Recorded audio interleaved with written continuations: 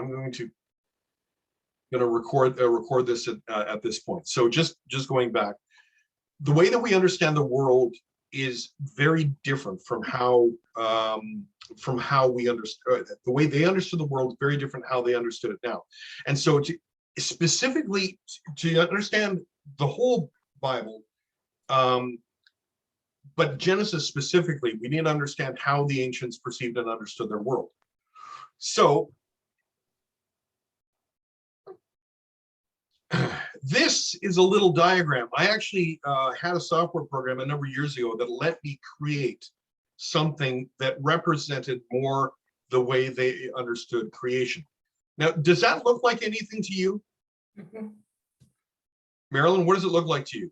It looks like the Christmas ball you can get, you twist around and snowflakes and that jump up at you.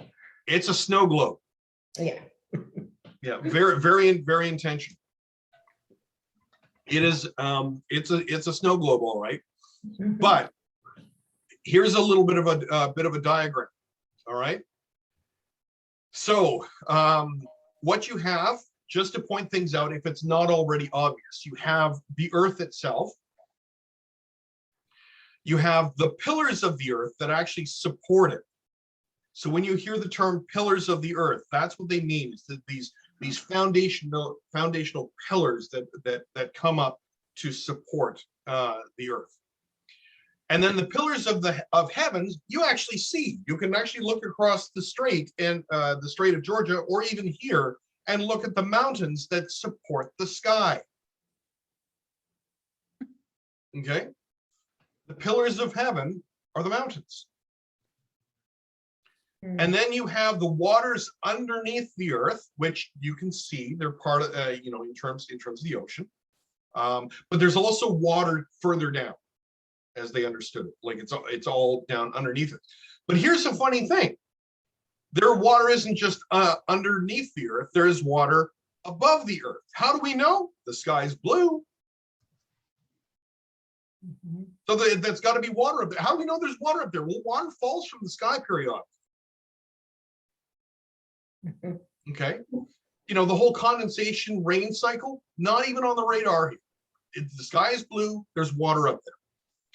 And Richard, I see your hand. Is this not what the Flat Earth Society is all about? No, because they believe the world is completely flat. Well, they still have the same mountains, they still have the same dome. Yeah, well, here's the trouble: is the Flat Earth Society acknowledges that Jupiter is a globe.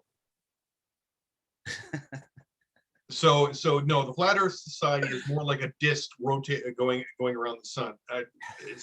But in some respects, you're not necessarily wrong. But it's a case of, keep in mind, people didn't travel very far, so things and it was often mountainous anyway. So seeing kind of a flat open and seeing that kind of thing didn't necessarily occur to Near Eastern cultures. I mean, eventually, certainly by Greco-Roman times, there were many there were sections and pockets that did understand the world as that they were on a sphere. But for the time being, water is above the earth. And here's the main thing is, well, what's holding all that water back? A dome. So if you've ever heard, the heavens are telling the glory of God and the firmament proclaims its handiwork. If you ever heard the word firmament, it is in reference to this enormous glass dome or transparent dome that is holding all that water back. So, snow globe. This is how the ancients saw the world. No matter how big the world for them necessarily got, this is how they understood it to work. And then, of course, underneath it all was the underworld, or Sheol. And like even in Greek cultures, that the word that they had for that was Hades, and that's actually where we get the word hell from. But Sheol was simply the underworld, or the residing place for the dead, because when people died, you buried them and you sent them to Sheol. So that was that was sort of the world of that. So keep in mind that snow globe for when we eventually get to that. So who's the big question is, well, who wrote Genesis? And up to 300 years ago, the answer to that question was easy: Moses. And the thing is, there are some today who haven't progressed past this. But this is where it actually gets a little bit more complicated. The reality is that there are inconsistencies throughout Genesis itself, never mind the first 5 books of the Bible, that reveal something that's actually much more complex. And all of a sudden, who wrote then kind of morphs into, well, when was it written? Because the truth is, we actually don't have as good an idea of who the individual was who wrote Genesis, because in fact, it's much more complicated than that. But then it ties in with the when question. So here is a simplified version of something that I shared with you in one of my previous studies. I'm going to show you 2 statements. I want to know which one was written first.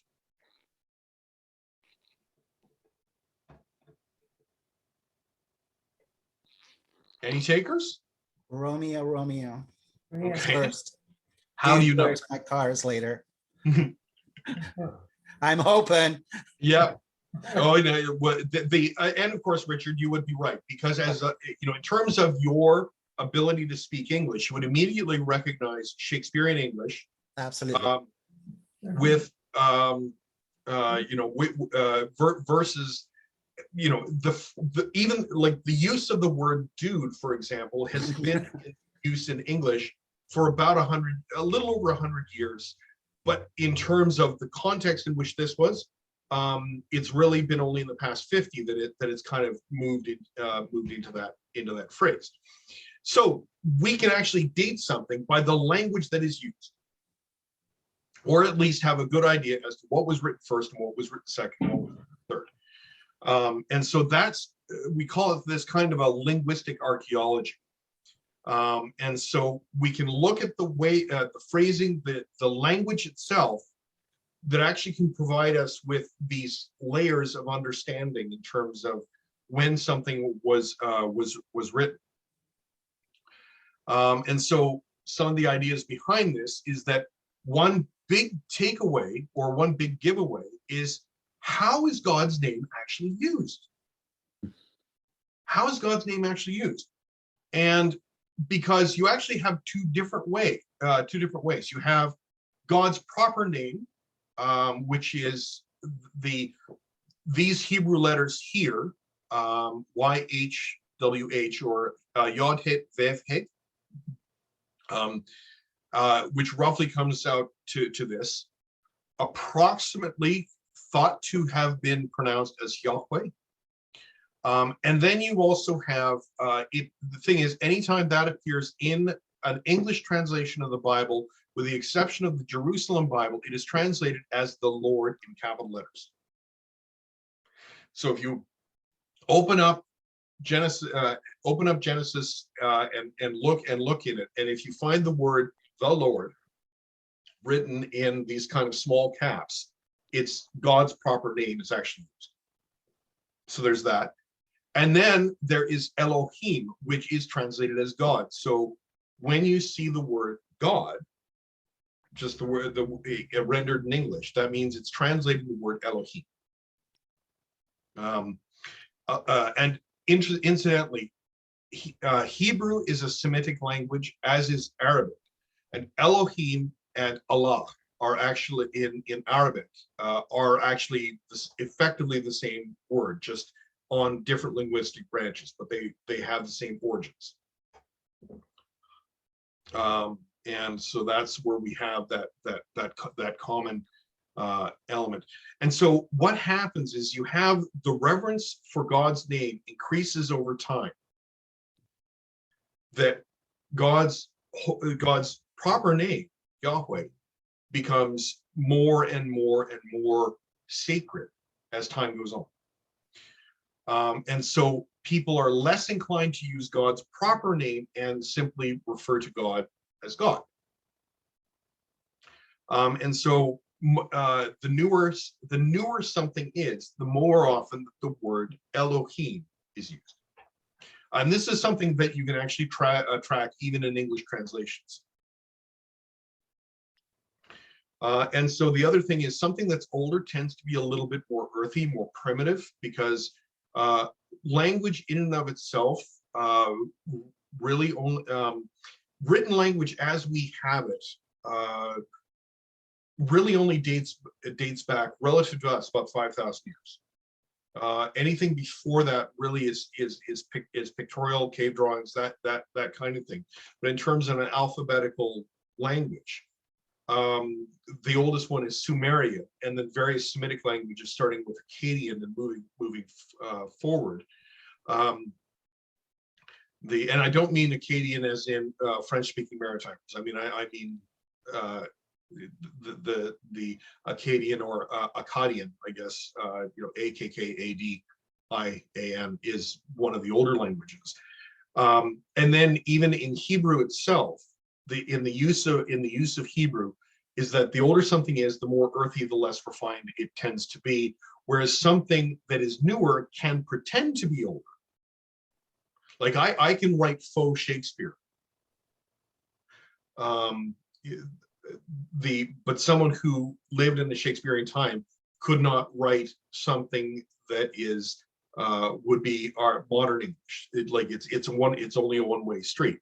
And so generally the newer something is, the more sophisticated in its use language. It's one of the reasons why the dating of Job tends to put it as a newer book, because it's actually a very sophisticated form of Hebrew. The other thing is also, how is God portrayed? If it's older, God tends to be more what's called anthropomorphic. In other words, God is imagined as a being with a head, a body, arms, legs. Whereas in anything that tends to be of a newer variety, God is more cosmic. Or the term that we sometimes use is transcendent, but is that tends to be much more less tangible, shall we say. And so what we have is that scholars began to notice that these qualities tended to be grouped together into different blocks and groups inside the written material within the first 5 books of the Bible. Partly this was fueled, I talked about in when I was doing the evolution of the Bible previously, talking about Isaiah was sort of the first note that it may have been written at 2 different time periods. Well, this is sort of the second stage of that, is that they noticed that there were approximately 4 different groupings that you could make. I mean, if you really get down to with a magnifying glass, it's actually much more diverse than that. But what you have is approximate dates and labels of certain elements of this. And the way that we describe it is the point at which they entered into a written form in the biblical text. What I'm not talking about here is when were these stories originally written? It's when they were written down, because a number of these things may have actually been told around a campfire in an oral tradition long before they were actually written down. So what I'm talking about here is when they actually basically ink hit parchment. And what you have here is the oldest biblical writings probably enter the record around the time of King David.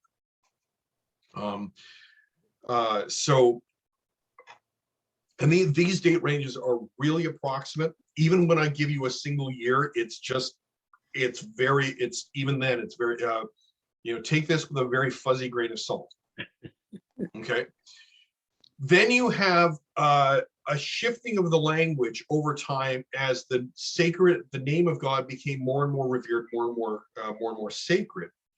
That there developed, over about 300 years, the name of God became more and more sacred. So they tended to start using the word God more often, and less of God's of God's given name unless there was a specific purpose for which it was intended. So there are a couple of exceptions here, but it seemed to be that that was part of it.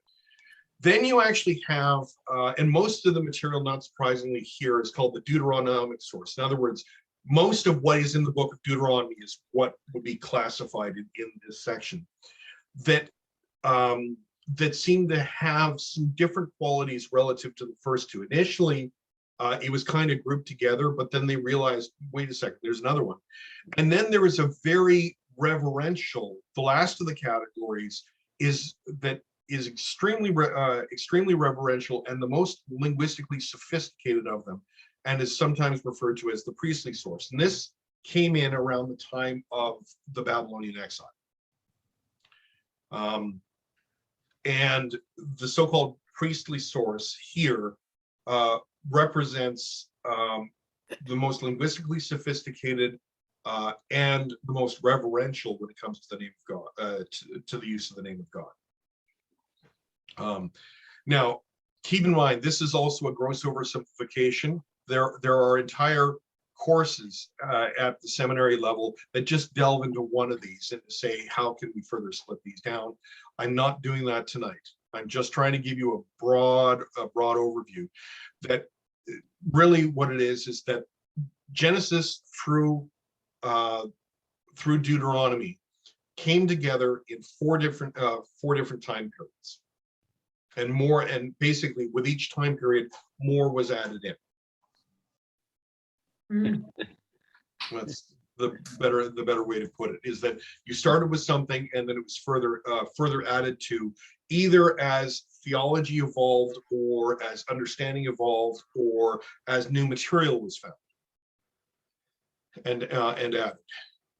And the way that I like to describe this is I'm doing a graph, using a stone wall as an anatomy. Okay? Looking at a stone wall, you have the stones, you have the mortar and the foundation. Now, here's a really a question that isn't, you would think it's obvious, but it's not as obvious as you might think. What is the oldest part of this wall? Stones. Exactly. It's the stones. It's not the foundation. Even though we talk about the foundation being usually the thing on which everything is built, it is actually the stone. It is actually the stones. And so, individual stories, for example, represent stones. And then, in this case, so the stories represent the stones. There are in Genesis 1 to 11, there are genealogies, and they represent the mortar. They kind of glue the different stories together. And then you also have preamble, and the preambles is the foundation. Now, this metaphor doesn't entirely work, because in some respects the genealogies are in fact older than the preamble, but I got to do something with it. So what I'm going to do is show you a basic structure of Genesis, and we have the creation of the world in terms of these blocks of stories. We have the creation of humanity, the man and the woman and their offspring, and the spread of civilization. And inside that, we have the creation, that thing that we work with, original sin. And we will be doing original sin in this, by the way. We have the story of Cain and Abel, and the descendants and the invention of culture, and then moving on to that. Then you have this sort of interlude of the pre-flood generation. So this links to the story of the flood. And then you have the story of the flood, Noah's Ark, as many of us were raised with. And then we have the populating the world and the prideful city. In other words, we have the Tower of Babel. And And then, of course, we have this last genealogy that kind of moves us into the story of Abraham, which we are not getting to. Like, as soon as Abraham shows up, we're done. We're done. What we're doing for this study. Huh. So what I wanted to do is just so broadly speaking, things classified as stories are the creation of the world, the creation of the man and the woman, Cain and Abel, the marriage of divine beings and women, the flood, and this sort of ancillary story about the character of the sons of Noah, and then the prideful city. These are the stories, so to speak.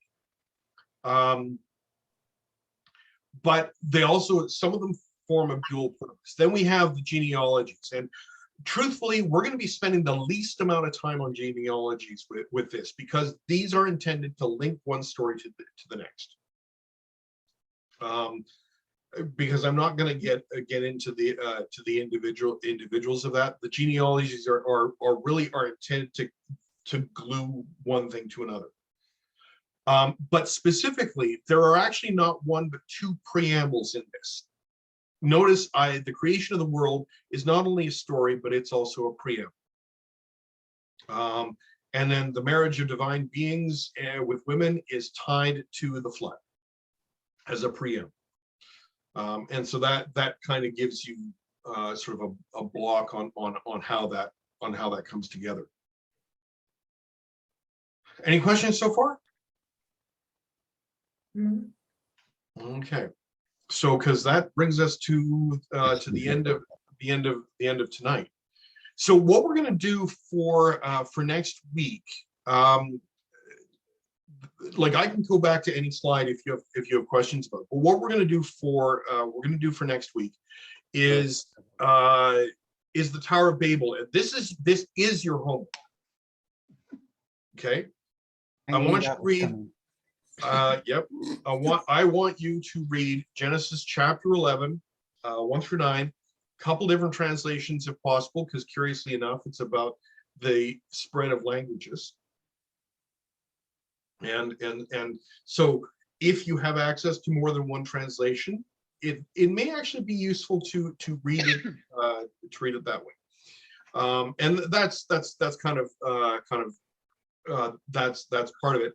If you really want to have fun with translations, BibleGateway.com, and I am not exaggerating. You can pick any English translation in the world today, and actually you can pick any conventionally available translation into any language of the Bible. Type this in and just keep working your way through. So if you want to read it in the original Hebrew, you can. I think it even has the Greek translation of the Hebrew as well. If you really want to do that, unless, like, I mean, if you're really into a lot of personal pain, you can go do that. I mean, I will be throwing some Hebrew at you, but only just words, and I'll explain what they are. But that's basically this is your homework for next week. We're going to be talking about the Tower of Babel. So we're not launching into Genesis 1. We're actually going to the end and working our way backward. Now, just by the way, you might notice that there is some Hebrew here. That actually is the first sentence in the Hebrew Bible, beginning of Genesis. Bereshit bara Elohim. There's the name of God, right? God, not Yahweh. God. So Bereshit bara Elohim ha Shemayim, heavens, and then it goes off screen, ha eretz.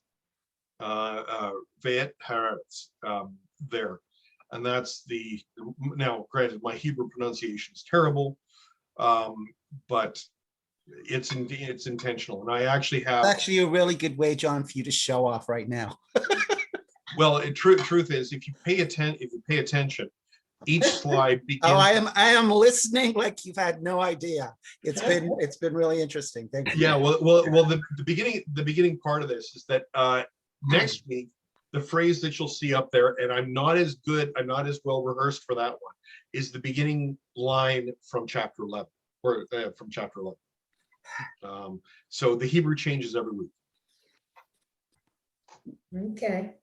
So sorry, my mouth is a little bit dry. Now I could, at this point in time, we went through this a lot faster than I expected to.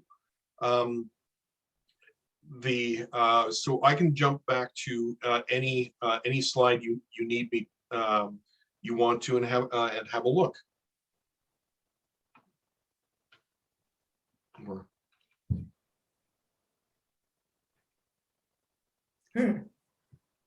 You do realize that you crammed an awful lot of information into 1 hour.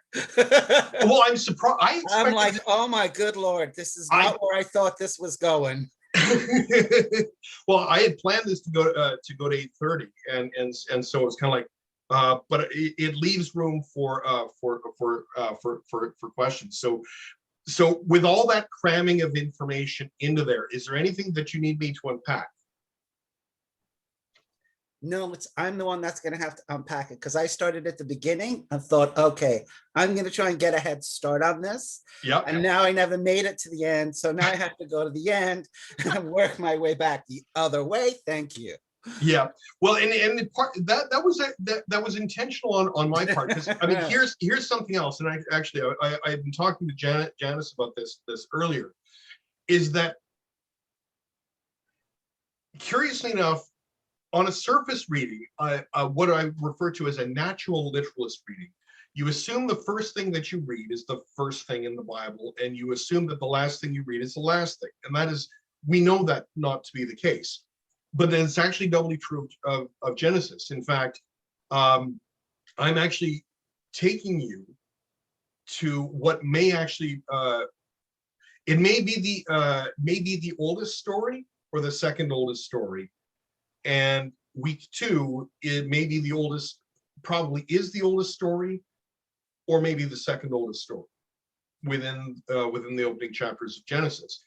Because, I mean, here's the thing. How many of you have picked up a book, particularly if it's a nonfiction one, and opened the book and realized, like, is the very first thing that you read in a book the first thing that was written? No, it's preface. Mostly there's a preface, a foreword, an introduction, something. And quite often that is actually the last thing that's written. And it is the same for the Bible. Like, for example, even the opening chapter of the Gospel of John was written, was not the first thing in that book that was written. And so similarly with, especially, and the importance, I can't wait to get to Genesis chapter 1 with you, because I'm going to have so much fun with it.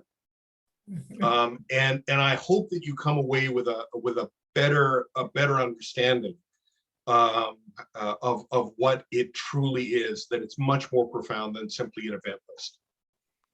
Again, I've taken a look at so much other stuff, like different professors and what they had to say all about chapter 1 and chapter 2. So I thought, okay, I'm coming here and I think I've got a pretty good grasp. And you go, no, we're starting at the end. And we're working our way back, and we're working our way backward.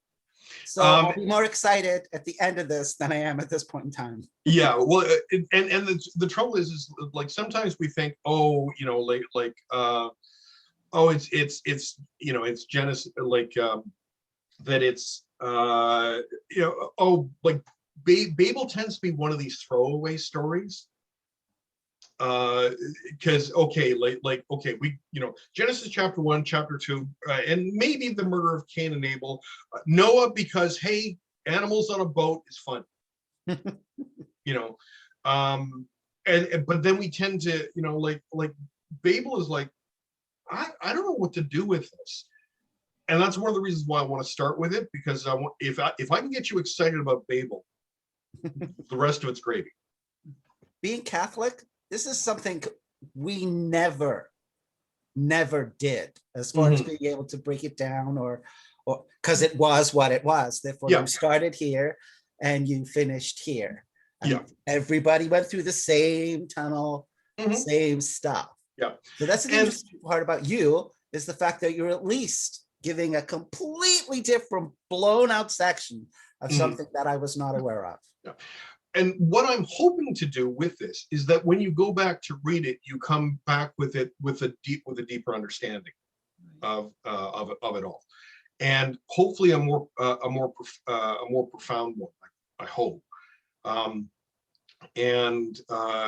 because there's certain, like, for example, in any one of these stories, there are certain questions that we begin to raise with ourselves about God having questionable ethics. So we kind of go down that way without understanding context, Mhm. which can get us to a very uncomfortable place. And what I'm hoping to do is to use this to get you past that with a deeper understanding of what we're working on. And so to be able to appreciate it, and like I said, I don't want to spoil too much for next week, but I'm hoping that that this gives you an idea. And I always do a little bit of a recap. Like there's like next week I'll be sure, I do the stone wall. So I'm working my way backwards here. Do pay attention to this when you're reading the Tower of Babel. Mhm. How is God's name used? Okay. Okay, pay I attention. actually have a Bible now, so I can't say I can't look it up. Yeah. So how is God's name used now? And because the story of the Tower of Babel tends to be pretty short, it becomes more obvious, and so that's kind of so that there's that to pay attention to. Yeah, and of course do pay attention to this one. This one especially becomes more relevant, Genesis chapter 1. Mhm. But I will always be bringing, if there's a line that I keep using, it's think inside the dome. Instead of outside the box, you want to think inside the dome when you're reading this, is to kind of get your mindset into that, because then it makes sense. Like, for example, one of the things that I didn't mention here is you see all these stars here? The ancients connected shooting stars to earthquakes. Okay, and we think that it's kind of like they're completely not connected, like tiny bits of grains of sand hitting the atmosphere and lighting things up. Well, they understood that the stars actually hung on the dome. Okay, so the stars were actually hung on the dome, and so if a shoot, and how do we know? Well, because periodically they fall, and they drop. So the stars, and so when an earthquake happens, it shakes everything around, and more of them get knocked loose. One of your Christmas lights falls down. Yeah. Yeah. I mean, yeah. The Christmas lights fall down because and an earthquake is the pillars of the earth shaking. As opposed to tectonic plates moving back and forth. I mean, it's not complete, like, if you think of the tectonic plates as the pillars of the earth, I suppose, but in this case, they understood them to be pillars underneath the earth that were holding everything up. And and if God was particularly upset, or if you were in other mythologies, like they would go and like bang on, Vulcan would go down there and bang on stuff. So hence how and it made perfect logical sense to them. You mean they didn't believe that the earth was flat at that time? I want you to think inside the dome, like saying that they believed the earth was flat is a modern interpretation of what they understood. I mean, they looked up and they saw the moon as being round, but like they understood the sun and the moon to be round and moving on there. As they began to learn, like for example, ancient Greeks began to understand the world more as spheres. And even some of that creeps a little bit into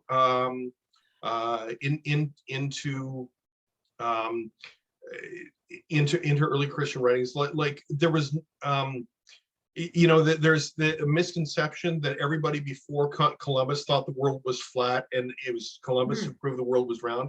No, Egyptians knew that the world was round. Like Greek speaking Egyptians knew that the world was round, because or even Phoenicians, which is a Hebrew adjacent culture, but they were ocean going. It could look and actually see the mast of a ship eventually dip below the horizon. So they understood that there was a curve involved. Even if they still understood the world as a dome like this, there was an understanding that there was a curve. They didn't understand the world as being flat. There was certainly a curve involved, and later interpreted to be spheres.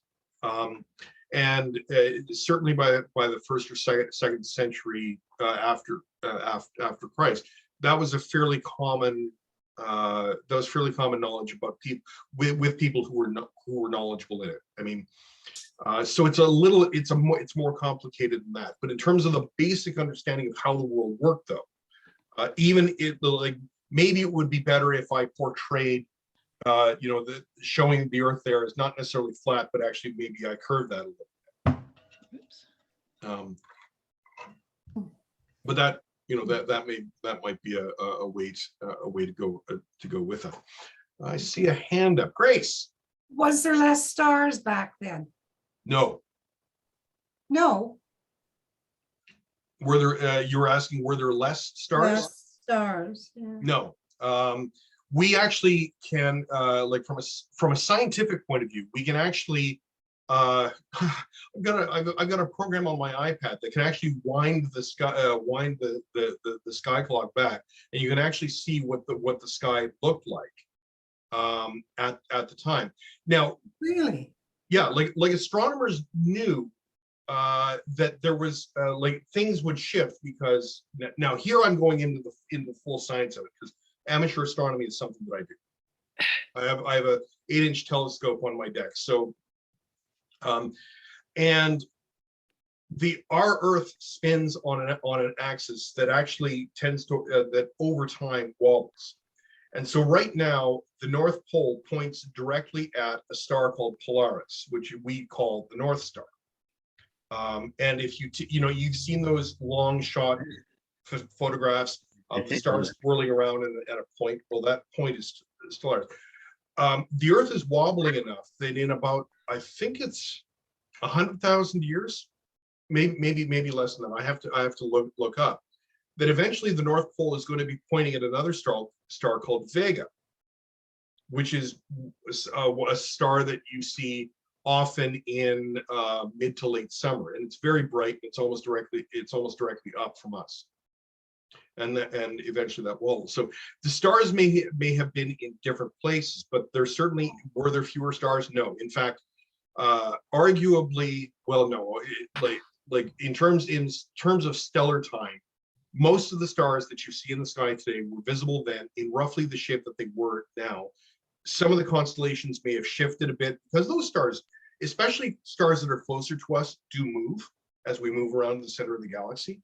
So the sky may have shifted a little bit. Like, for example, in the Greek zodiac, which is often used for astrology today,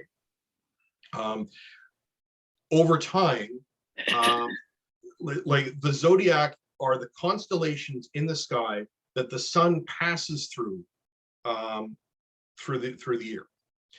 And in that time, there is a new constellation now that the sun passes through that did not pass through in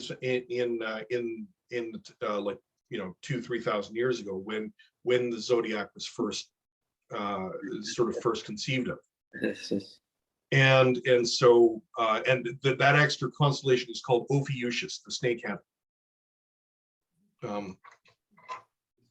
So So like the sky wobble, the sky wobbles a bit, but in terms of where there are less stars, no, we're not less stars. And so, Mhm. I know. Great. Yeah, now that having been said, I mean, at any point in time, the star in the upper shoulder of Orion could explode, or may have already, and we just haven't seen the light from it yet. That star's name is Betelgeuse, bright red star, and when that goes, that'll be a supernova that you can see during the day.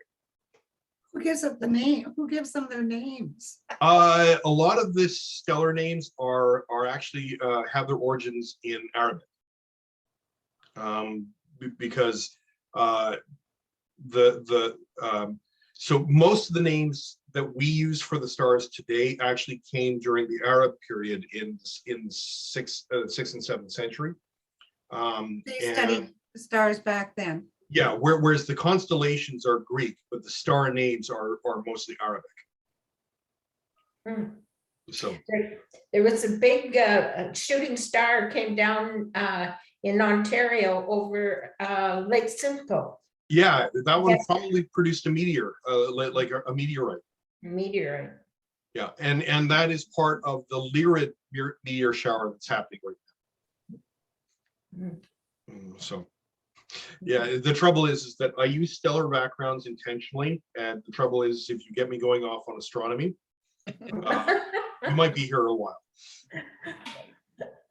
So, Okay. but anyway, I hope everybody enjoyed. If you have any other questions, like I said, I'll be bringing this particular diagram back up a fair bit, because like I said, how we perceive the world today, in other words, like what I've got behind me here, is different, fundamentally different from how the ancients understood it. Even though over time their understanding evolved, we've actually got to rewind our own understanding here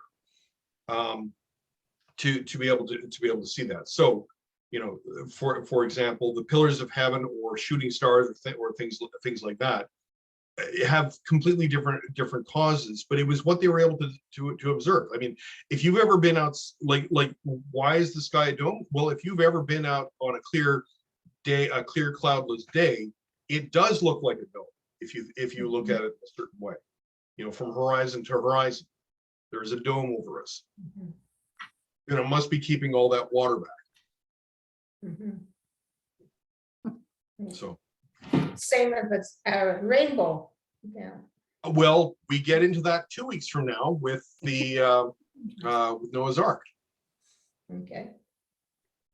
Okay. So, Mhm. so and that's part of that etiological story, origin stories for certain Yeah. natural phenomena does actually show up in the rainbow as well. Mhm. Anyway, I'm getting ahead of myself. Mhm. Yeah. Okay, so if you have no other questions, I will see everybody at 7 o'clock next week. Okay. All right. Good Thank you. Good night, everybody. Right. Night. Right. Oh, wow, there. Mm.